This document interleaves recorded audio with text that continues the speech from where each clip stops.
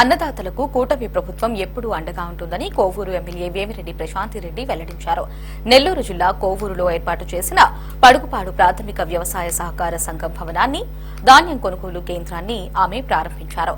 జిల్లాలో మొదటి కొనుగోలు కేంద్రాన్ని కోవూరులో ప్రారంభించడం అభినందనీయమని ఎమ్మెల్యే హర్షం వ్యక్తం చేశారు.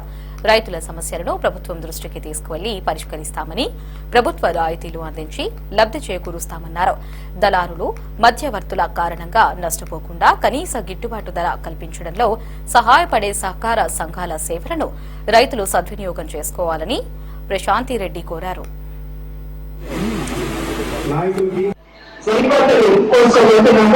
దానికి ముందుగానే రైతులకు ఏమేమి కావాలో వాళ్ళ తరఫు నుంచి ఆల్రెడీ జేసీ గారికి రిప్రజెంటేషన్ ఇవ్వడం జరిగింది. ఎక్కువ చొరవ చూపి వాళ్ళకి రైతులకి అన్యాయం చేయకుండా చూడాలని చెప్పి, అదేవిధంగా దళాలు వ్యవస్థని కొంచెం అరికట్టాలని చెప్పి, అదేవిధంగా వాళ్ళకి 50% చూసేదానికి డ్రైవర్స్ కూడా ప్రొవైడ్ చేయాలి అని చెప్పి నేను జేసీ గారిని అడగడం జరిగింది. అది ఇంత లోపల అంటే ఇంత త్వరగా మేము అందించలేమో, తర్వాత చూస్తాము. బట్ ఎంత వీలైతే అంత తొందరగా ఇప్పుడు కొన్ని సమకూర్చడం అని చెప్పి జేసీ గారు మాట్లాడడం జరిగింది.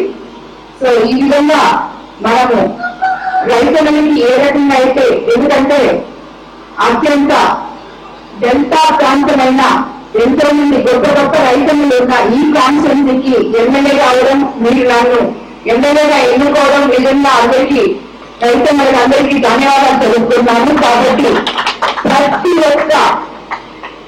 ఒక్క ఎకరాకి చెప్పి గొప్పకి రాజగోపాల్ రెడ్డి గొప్ప రైతు అని చెప్పి ఆయన ఆల్రెడీ అవార్డు తీసుకున్నాడు. ఈ రోజు ఇక్కడికి వచ్చి చూస్తే ఈ సహకార సంఘం గురించి చెప్పాలి ఆఫీసర్ అందరూ